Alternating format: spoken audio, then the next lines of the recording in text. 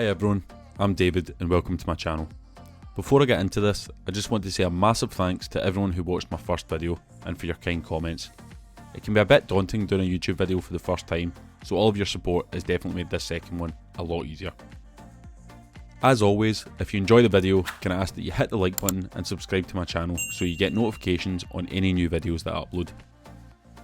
So, how did I manage to go from paying PCP, which is personal contract purchase, on my Range Rover Velar to paying for my Tesla Model 3 in cash?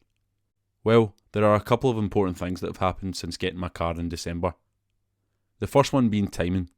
And what I mean by timing is that the used car market is at an all-time high at the moment. Research from the AA shows that the value of some used cars is now up to 57% higher compared with the prices of like-for-like models in 2019. Demand for used cars has been driven primarily by a lack of new ones. A shortage of microchips and raw materials, including copper and aluminium, has caused production delays. That means that your car could be worth considerably more than it was a year ago, potentially making now a great time to sell it. So I decided to test this out and put the details of my Range Rover into WeBuyAnyCar.com.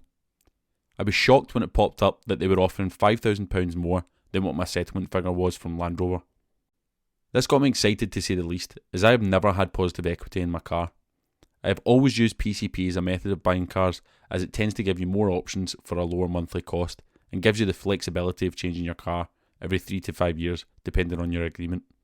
The obvious disadvantage to PCP is that you never actually own the car unless you make the balloon payment at the end of your contract by settling the remaining balance, which tends to be an extremely high figure. So I decided to do a little bit more digging and inquired with various other car dealerships to see if I could get more than the £5,000 than We Buy Any Car were offering. After speaking to various dealerships, and them all being roughly the same as We Buy Any Car, I decided to go on the Tesla website to check how much a Model 3 was, as I would have £5,000 essentially to use as a deposit for a new car. This is when I discovered that Tesla also offer a trade-in option. They were offering what worked out an additional £7,250 more than what We Buy Any Car were offering, which would then give me a total of £12,257 to use as a deposit towards my Model 3. This then takes me on nicely to my second point: Energy Saving Trust. I remembered seeing something about the Energy Saving Trust offering electric vehicle loans of high values, interest free, which were funded by Transport Scotland. I looked into this and found out that they were offering up to £28,000 in interest free loans for the purchase of selected electric vehicles. At the time of buying the car in November last year, 2021, the Tesla Model 3 was on the list. I quickly realised that if I was able to get the £28,000 interest-free loan, then I would be in a position to buy the car in cash, which would mean I would own the car outright while significantly reducing my payments from £583 a month from the Range Rover to just £388 per month over a 6-year period with the Tesla. Those savings aren't even including the £42 a month in road tax and between £70 to £90 per month on diesel for the Range Rover. If you do take those savings into account, that reduces my payments down to roughly £256 per month, which is a huge monthly saving of £327 with the added benefit of actually owning the car outright. To me, the decision was a no-brainer. Unfortunately, the Tesla Model 3 is no longer on the list of eligible vehicles for the interest-free loan. The criteria was changed in December last year, capping the recommended retail price to £32,000. Even though the Tesla Model 3 has been removed from the list, there is still a great range of electric vehicles available.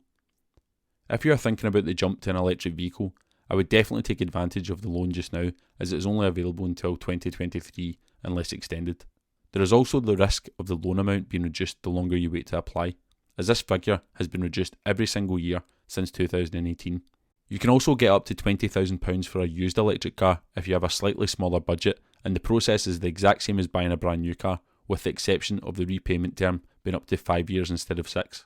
In addition to the loan, you can also apply for a grant towards getting a home charging point installed, up to a maximum value of £1,500. I didn't actually apply for this, as I don't have a home charging point, but this is something I'll make a separate video about, as to why I didn't bother and why I don't intend on actually getting one. The whole process couldn't have been easier, and the customer service at Energy Saving Trust was really helpful from start to finish. It took around 4 weeks for my application to be approved and funds to be issued, which isn't a long period of time at all. The estimated delivery date for my car was actually February 2022, but ended up being brought forward to the end of November 2021, which I asked to be pushed back a couple of weeks until I received the £28,000 from Transport Scotland. One thing to note is prior to starting your application for the loan, you have to have proof you have ordered the car. So in my case, I had to pay £100 to start the order process for the Model 3 and then upload my order agreement to my application.